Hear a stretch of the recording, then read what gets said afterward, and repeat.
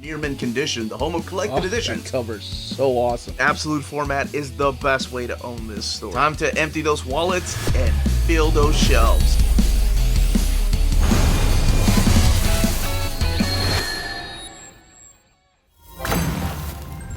Remember Rom? He's back in comic form.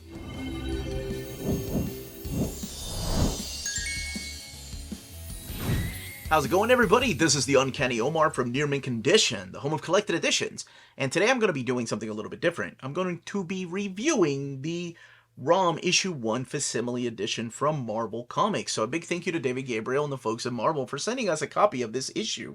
If you're not familiar with the facsimiles, they are just a reprint of a single issue, whether they came out in the 60s, 70s, 80s, 90s maybe? Oh, they have done some 90s.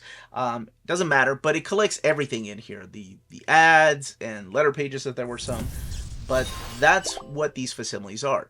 So while everybody's excited for the Romnibus, I figured I'd give you a small taste as to what Rom is and review it. So that's what I'm going to be talking about. Alright, so this was printed originally in 1979, and it was written by Bill Mantlo, and this particular issue is drawn by our pal Sal Buscema. Tom Orzechowski is doing the lettering, and then Bob Sharon doing the coloring. The first issue is called Arrival.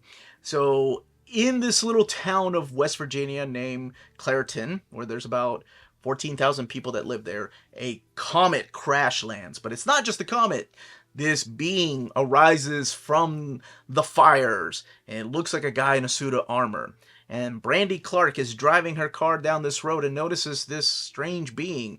And she kind of drives off the road, and this being ends up going to the actual little town of Clairton, where he uses his energy analyzer that just is in subspace, so he kind of materializes it, and he scans people. But people don't know exactly what he's doing, but he's scanning people. He scanned Brandy at the very beginning.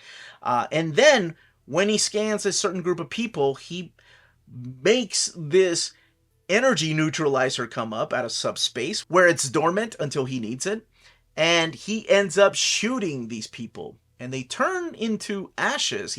And Brandy and the rest of the town folks are so confused as to what's going on. They know that this alien being came from space. He's shooting people. And he ends up explaining to Brandy what's happened using his translator that is also residing in hyperspace or subspace. So he explains to her the legend of the Space Knights. How in Galador the dire wraiths were attacking, and his people decided to make cybernetic beings out of the humans that live there, humanoid people. So they pretty much gave up their flesh and bones to become Space Knights, and he was the very first recruit. He was the first one that volunteered and gave up his humanity to become the cybernetic Space Knight. And now he hunts for 2 centuries these dire wraiths after helping his own planet of Galador. So that's what he's doing. He explains to her that the analyzer lets him know who is a dire wraith because these beings are shape-shifting, and then the neutralizer ends up sending them to somewhere called Limbo. So the army comes in because they're confused as well, and they start attacking him. And little does Brandy and the rest of the military know that some of the military are dire wraiths. So they are shape-shifting beings from another planet that have infiltrated humankind and are living amongst us. And now it's up to the Rom Space Knight to destroy them as he travels the spaceways. So that's what this first storyline is. It's an Earthfall story where this being comes from another planet. There's a lot of misunderstandings because the military gets involved. They're shooting him. Meanwhile, he's just trying to let everybody know he's only here to help. And I love the art in this because I grew up reading the issues of The Incredible Hulk by Sal Buscema and, of course, Bill Mantlo writing those issues. I was a big fan of his run on Avengers. and any time that he ever did fill-in issues. But in the 90s, I remember falling in love with his Spectacular Spider-Man. So I've always been a big fan. And I hadn't read this, oh my gosh, it's been at least a couple of decades since I've read the first issue of Rom, whenever I did my read-through of Rom many years ago. So this brought back a lot of memories.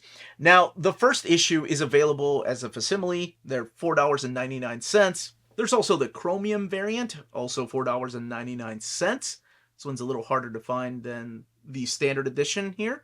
And the sketch variant, where you can get your favorite artist, or I guess yourself, drawing your favorite character of Rom. So while we wait on the omnibus that is coming in January, I did want to show off what the art looked like, since I've been asked so many times what is this about, and give you a little bit of the premise of this. So I enjoy stories like this where there's a huge misunderstanding, alien from space is trying to do the right thing, meanwhile ain't nobody got time to listen to that. We're here to blow you up and ask questions later. He's only got one friend here on Earth, and that's Brandy Clark, who sticks around for a while, no spoilers, and you can continue reading this in omnibus format when it comes out. But if you feel like you need a small taste, this is definitely the way to go about it. And it just came out this particular week. As a matter of fact, the 19th or 20th, depending on where you get your books. So for me, I'm giving this an 8 out of 10. Brought back a lot of memories of just reading these. And like I said, I haven't read these for a couple of decades. So it was really nice to go back and read that Bill Mantlo dialogue with that Sal Buscema art. But that's it. Thank you everybody for watching. Don't forget to smash that like button on the way out. Stay healthy and safe out there. Much love.